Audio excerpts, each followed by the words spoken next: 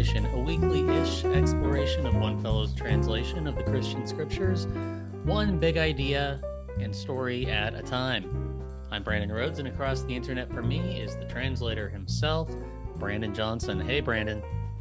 Hey, Brandon. I am excited to see you this cold morning. Yeah.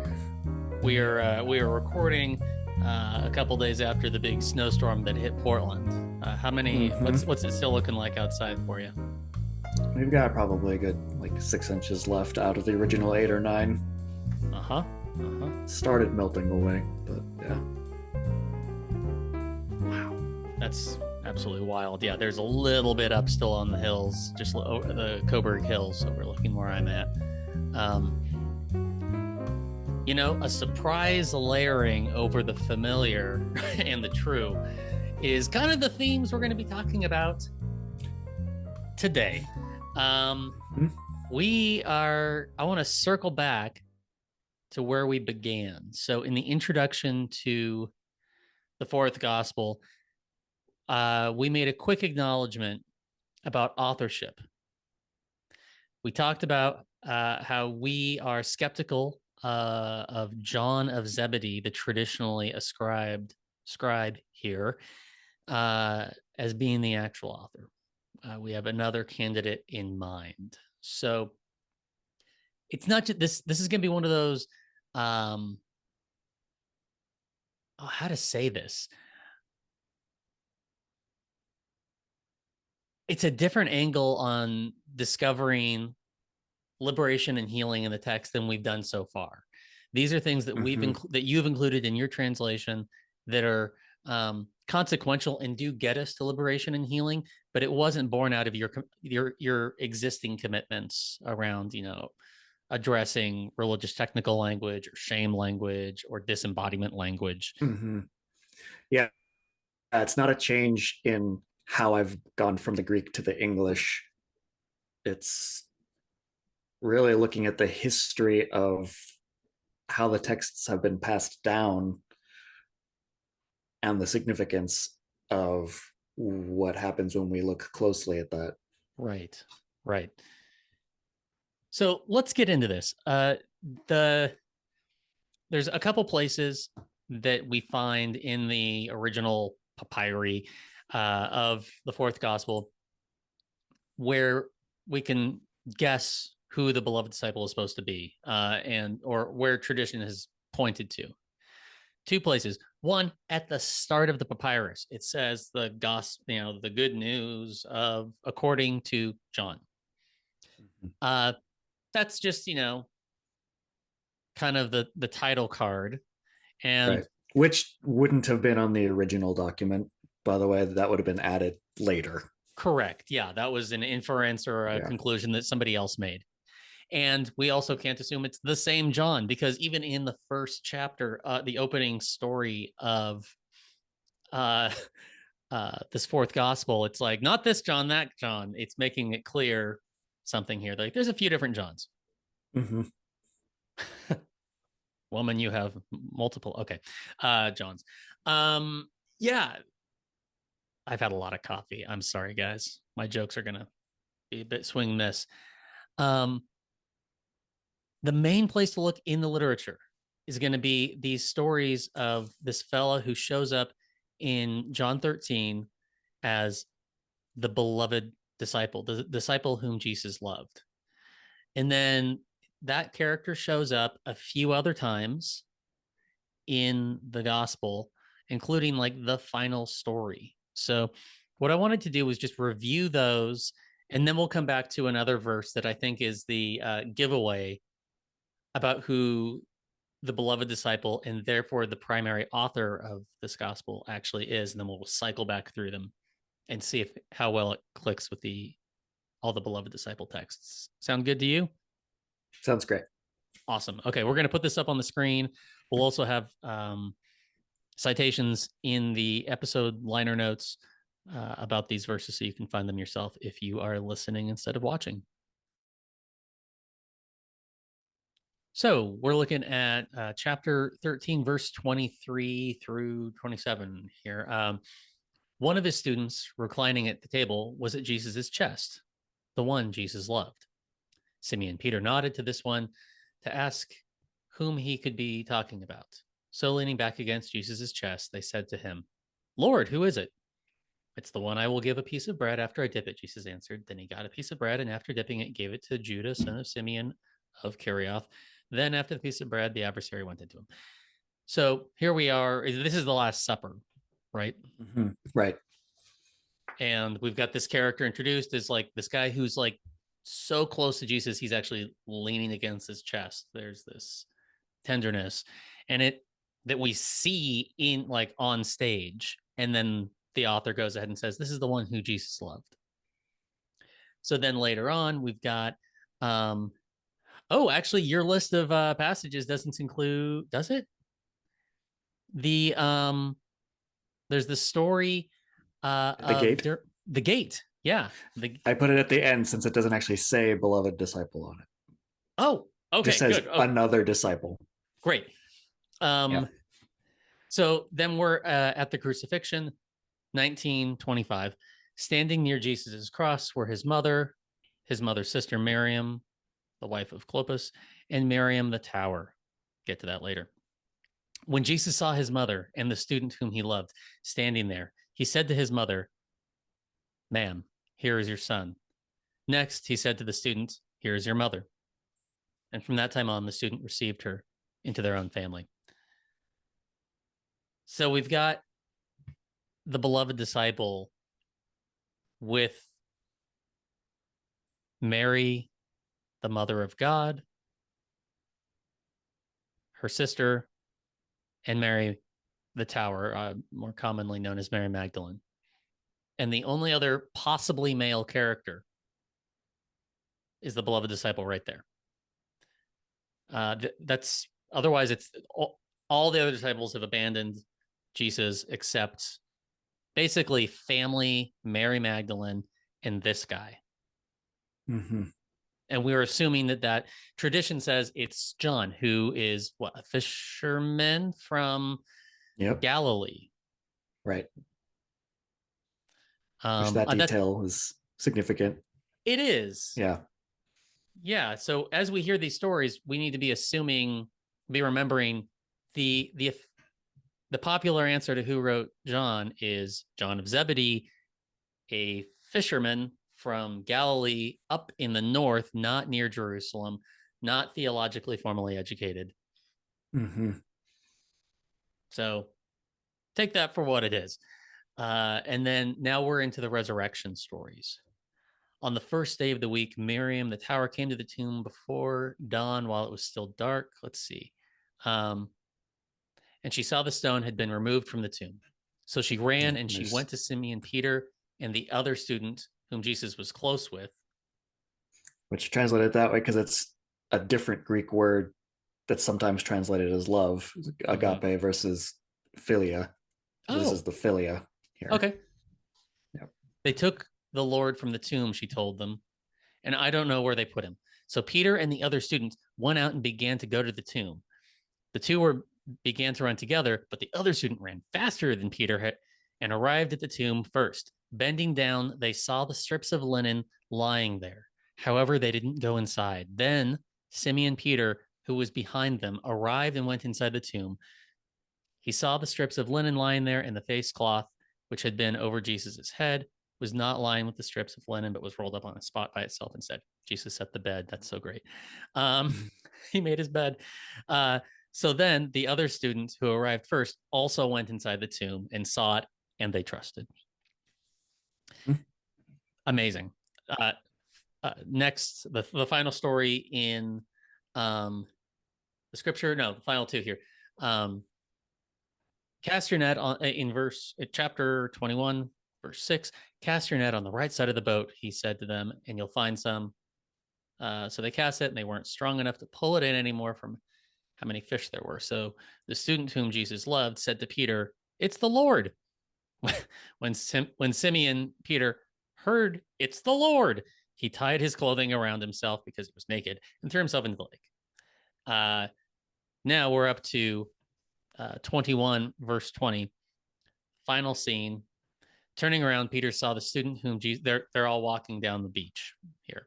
Turning around, Peter saw the student whom Jesus loved following. This is the one who leaned back against his chest at the dinner and said, Lord, who is the one who's handing you over? Thanks for the aside, John. At seeing them, Peter said to Jesus, Lord, what about them? If I want them to stay present until I come, Jesus said, what is it to you? Follow me. So discussion of the idea went out to the family that the student would not die. However, Jesus didn't say that they wouldn't die. Instead, he said, if I want them to stay present until I come, what is it to you? There's already miscommunication. So much ink just spent on like, okay, shit's confusing. We're going to keep clarifying things. Yes. And then there it is. This is the one tie. Here it is, tying that fella to being the author. This is the student who is telling you about these things and writing these things. And we have seen that their report is trustworthy. There's also kind of an implication that there is a additional party helping compose this document there. So then, we'll rewind the tape in the story. 1815. Simeon Peter and another student were following Jesus. That student was someone who knew the high priest, and he went in with Jesus to the high priest's courtyard. Peter had stood outside near the entrance. Then the other student who knew the high priest came out and spoke to the girl watching the entrance and brought Peter inside. Then the girl who was watching the door said to Peter, aren't you also one of this person's students? So they're recognized at the temple by like high priest folk, right? Strange detail. Someone, the high priest, like knew who they were, like potentially even had spoken with, like, yeah.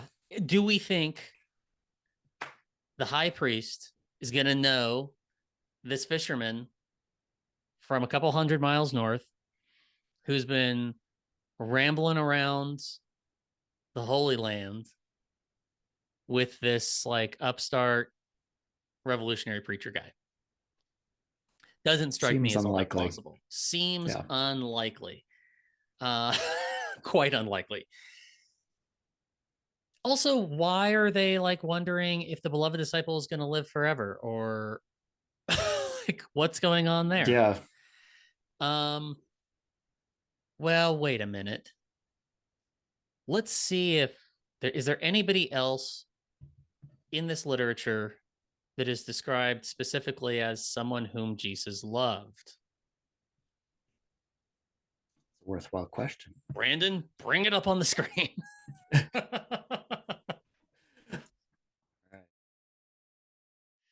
We are just a couple chapters earlier than that introduction. The beloved disciple is introduced in 1323. But there's a story.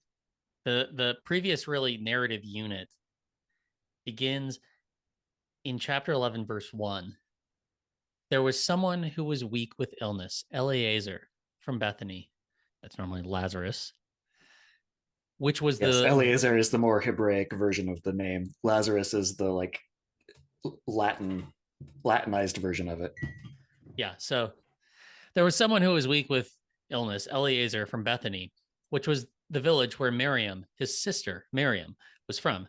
Miriam was the one who anointed the Lord with perfumed oil and wiped his feet with her hair, and whose brother Eleazar was weak with illness. Again, thank you for the clarifications. So Miriam sent a message for Jesus. Lord, the one you care about is weak with illness.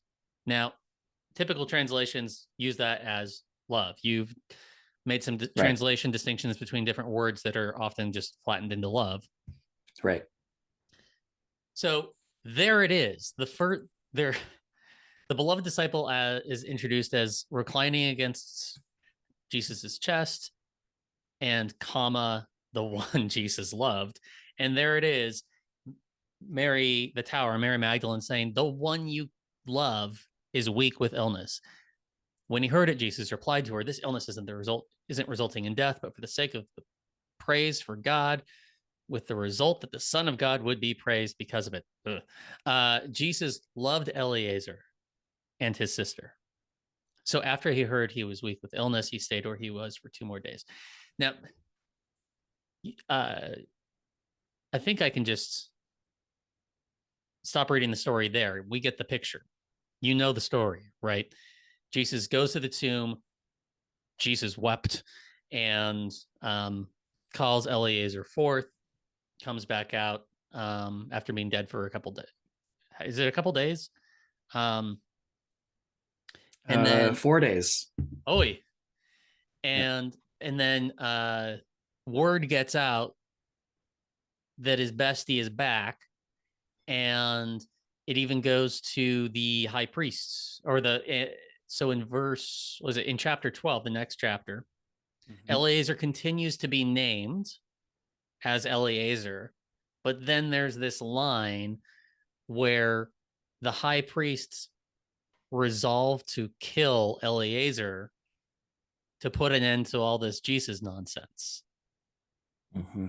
And then he's mentioned a single more time, a couple verses later, to provide some context. Like all the people who were excited about Jesus raising Eleazar from the dead, and on it goes.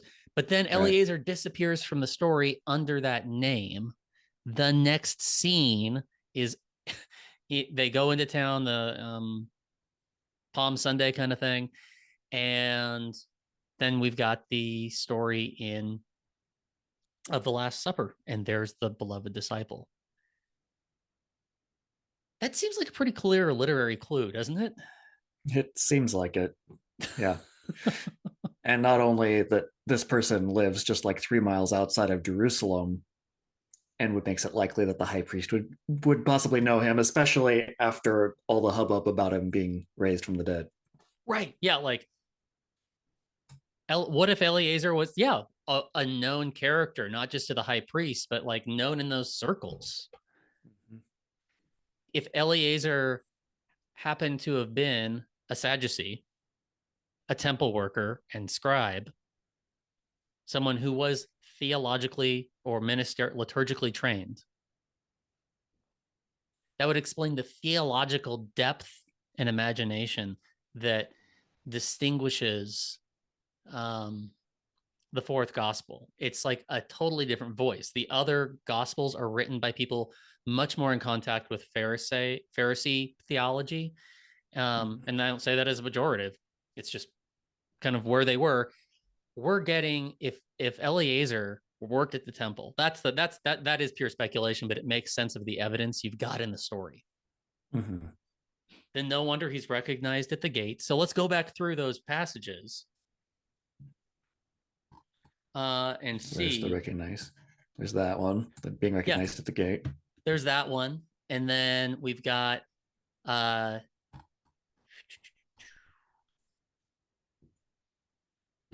he's there at the cross Mm-hmm. with the Marys. And then we've got the story of Easter morning and Mary Magdalene being his sister. Which we haven't addressed yet. We haven't addressed But yet. We'll get yeah, there. yeah. We'll get there. Goes back to the apostles who aren't the apostles yet. They're just sad You pals. see.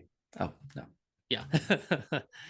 and then Simon Peter and the beloved disciple Lazarus run to the tomb. The beloved disciple gets there first. It says he ran faster. It could have also been he knew the way there faster because he was familiar with the area. And then he gets to the tomb, and it makes the point of saying the beloved disciple stands there and looks in, but doesn't go in. Mm-hmm. But then Simon Peter goes in. Yeah. So if he had had some personal trauma with a tomb, like there Yeah, might be a reason to hesitate. his system is locking up because he's been locked up in that kind of place before. He's been in a sepulcher Mm-hmm. as a corpse. And he waits for Peter to go in. Peter's um, earnestness, that is sometimes teased elsewhere, ends up being a gift and a mercy because he goes right on in there. He's like, "Where the hell's my buddy's body?" And Mm-hmm. then that empowers and helps Lazarus, Eleazar, the beloved disciple, to walk in and see the one he loved not being there. Mm-hmm. Now you get to the end of the book, the story on the beach. You get to the story on the beach, and it's Peter, the beloved disciple, and Jesus. And then there's like this like argument over like, is the beloved disciple gonna be around forever now? Like, is he resurrected in the same way? And Jesus is like, what the hell are you talking about? Doesn't matter. Like, stick to what matters here. But that whole argument would only matter if like Lazarus had been raised from the if the beloved disciple had been raised from the dead, who Eleazar qualifies. He checks that box. There's nobody else in this literature who fits that bill to make sense of that exchange like Eleazar. Mm-hmm. It's astonishing. And so you read back through the themes in this gospel through the lens of what if this was Lazarus of Bethany, Mm-hmm. not John of Zebedee. Yeah, the evidence seems pretty convincing, but so far it's kind of like, well, that's really nerdy and cool. So what? Yeah, yeah. So what? Like I can see now why there's such a focus on the themes of resurrection in this gospel, and I can see how the particularities of the theology, maybe because he's more of a temple liturgical world than the kind of grassroots world of the Pharisees. Mm-hmm. I can see all of that. But here's the twist in this episode. So the big twist here, the consequence, the implications of it being Lazarus and not just John. John would have been cool. It would have been a trip if this was written by a fisherman. But there's something pretty cool around the corner. And to do that, we need to step back into Lazarus's home life. Could you tell us more? Thank you. I'll take you there.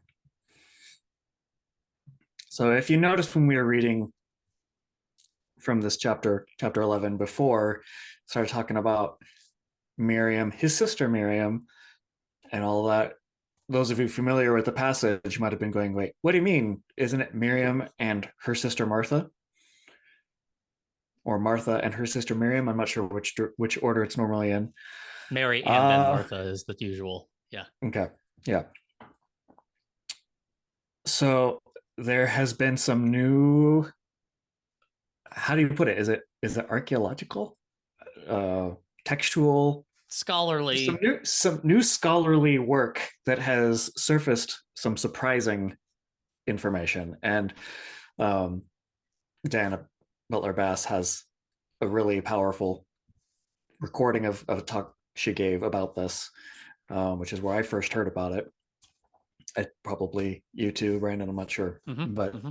so the work of Elizabeth Schrader is what she's talking about, who was looking at the oldest, most reliable manuscript, the actual like scan of the handwritten manuscript. Papyri 66.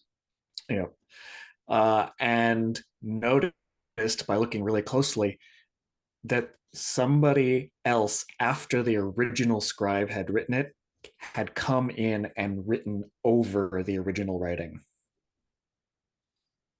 and changed things, changed the word his to her, changed the letters to make it, instead of say Miriam or in the Greek Maria, to say Martha, changed the I to a TH, which is just one letter in the Greek.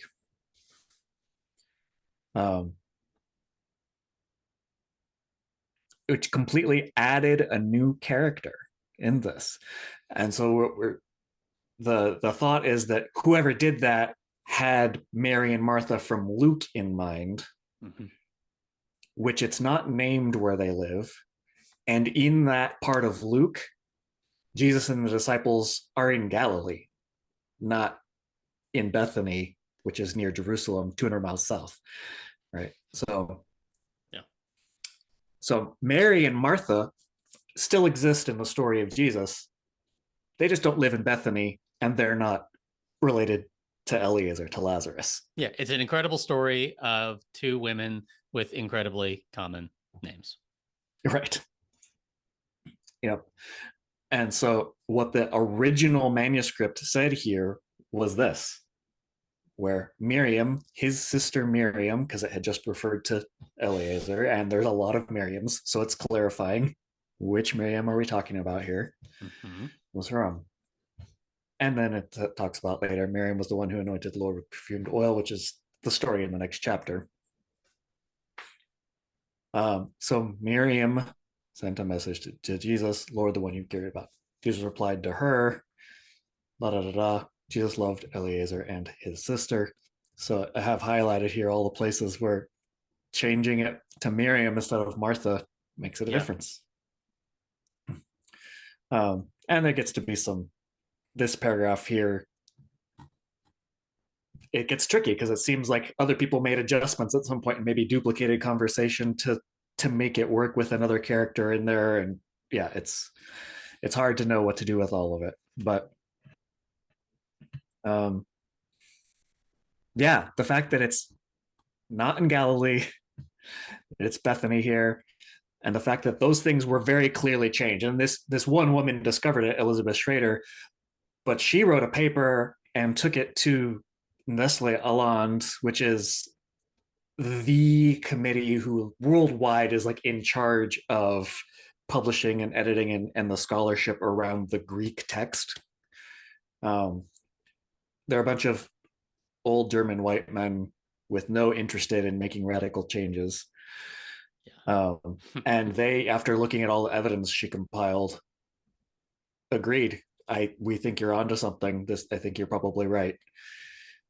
So this is not just like fringe progressive BS. This is actual real scholarship or conspiratorial speculation.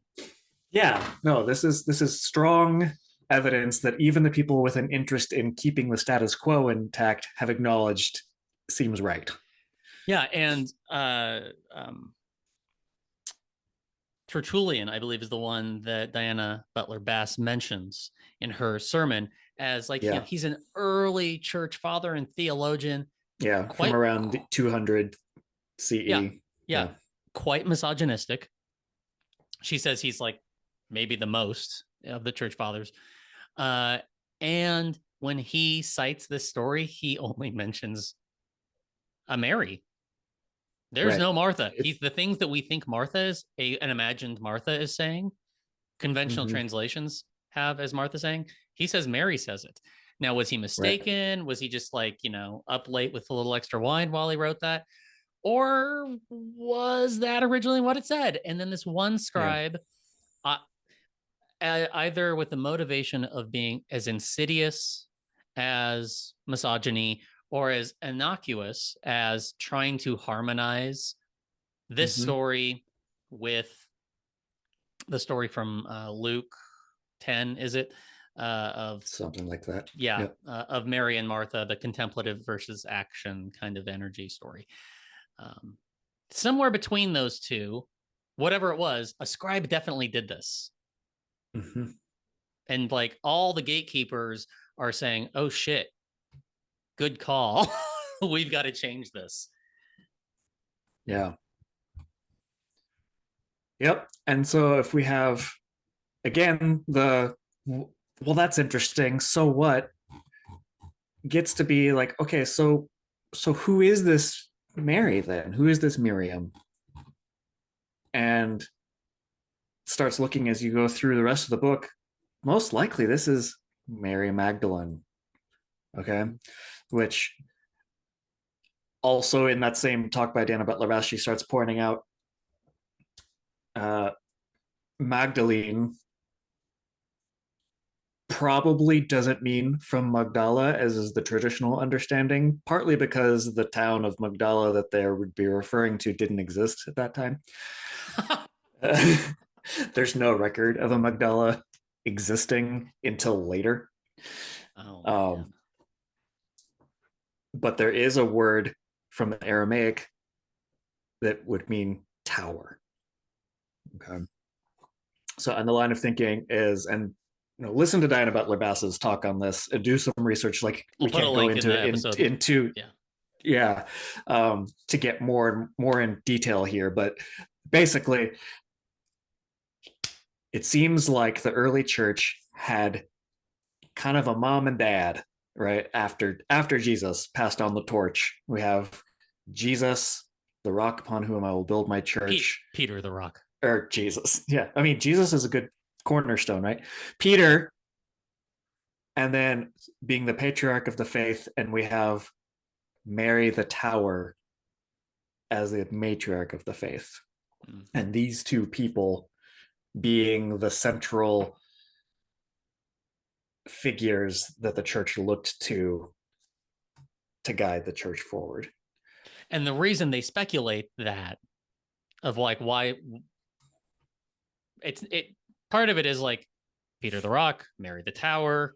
She seems to be called Mary the Tower, but also they are the two who give the Christological confessions.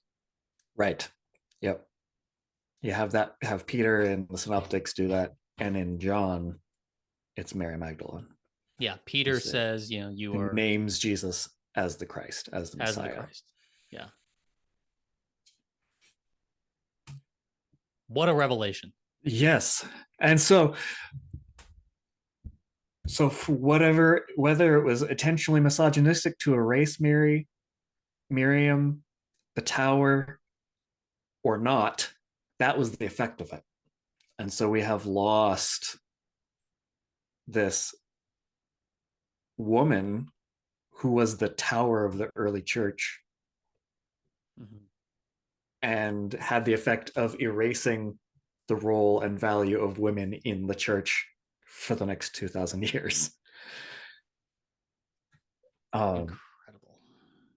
Yeah, and then how that relates to Lazarus Eliezer being the author of this book is then if that's true, that means it wasn't Miriam writing it, but Eliezer knows Miriam, thinks very similarly to Miriam. This is the closest we have to the thoughts of Mary in Scripture.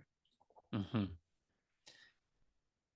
I mean, they lived together, which is a good example of someone answering, am I my brother's keeper? Yes, I am my sister's keeper. This is an adult woman who was unmarried and thriving as an adult because her brother loved her and shared life with her as an equal in all of this. Thank you for that.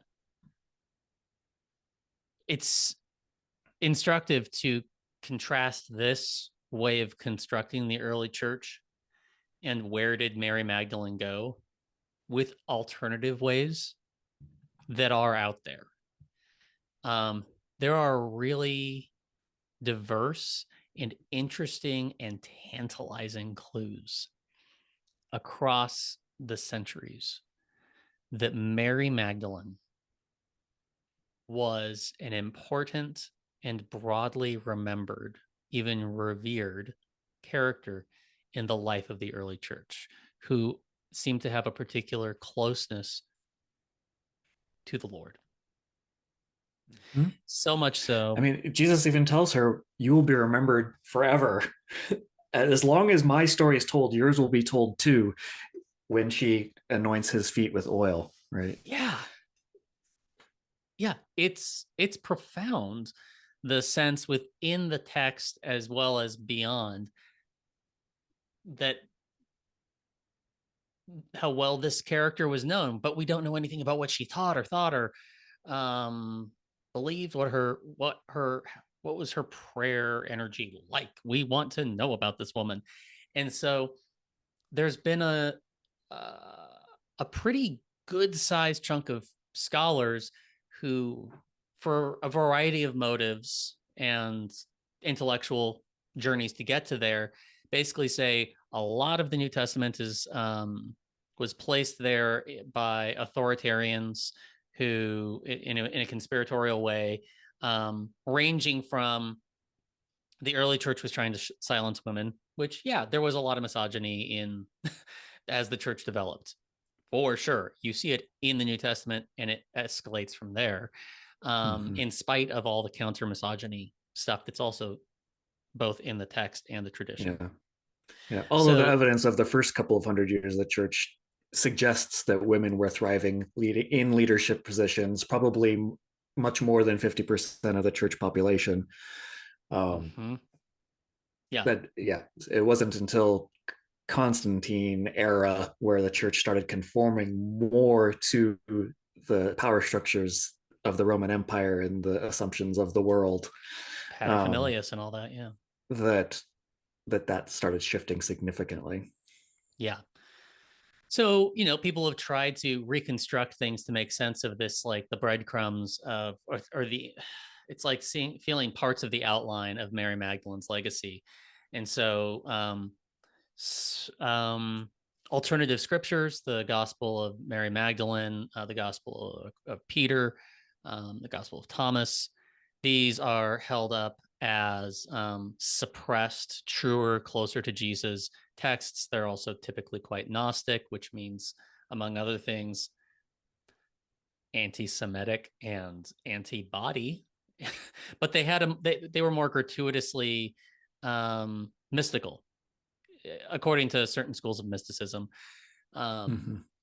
and don't have as consistent misogynistic threads. So I can see how they tried to reconstruct in early Christianity, and even sometimes it gets into the conspiracy land of Dan Brown, the DaVinci Code, like Jesus and Mary Magdalene absconded and had a kid. And it's like, I don't know, maybe they were lovers. I don't know or care that much, but um, you don't have to reconstruct such an elaborate, conspiracy laden few centuries to find this Mary.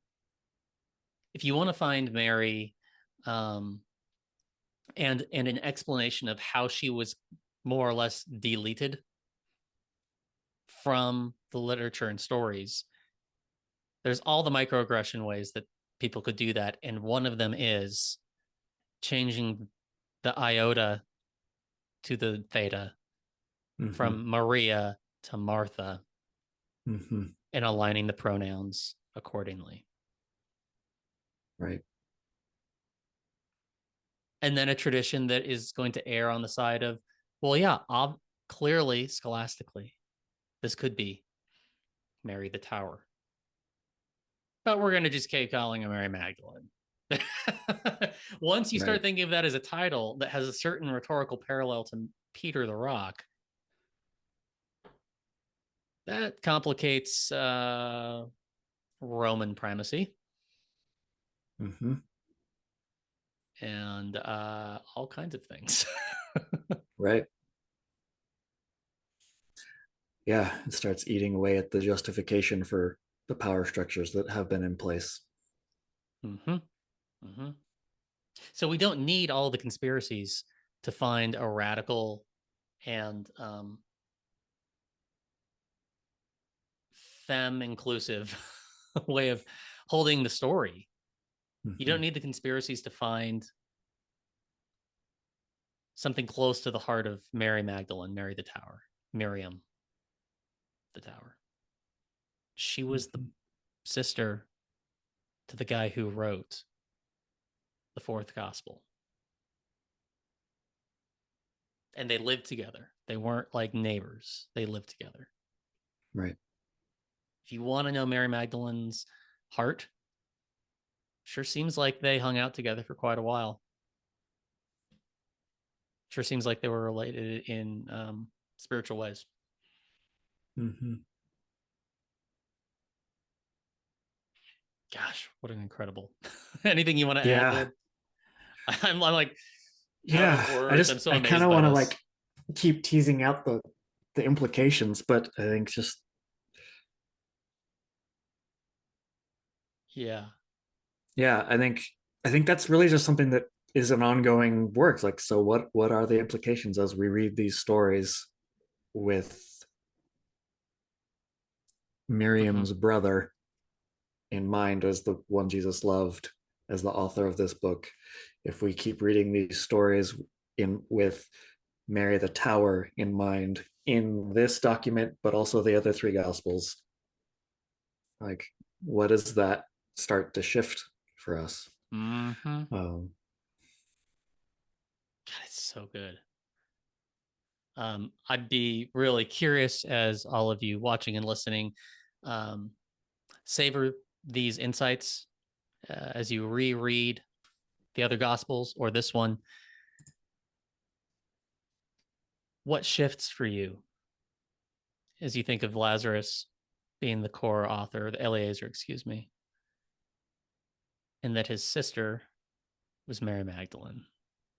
Not Mary from Magdala, but Mary the Tower, one of the mothers and pillars of our faith.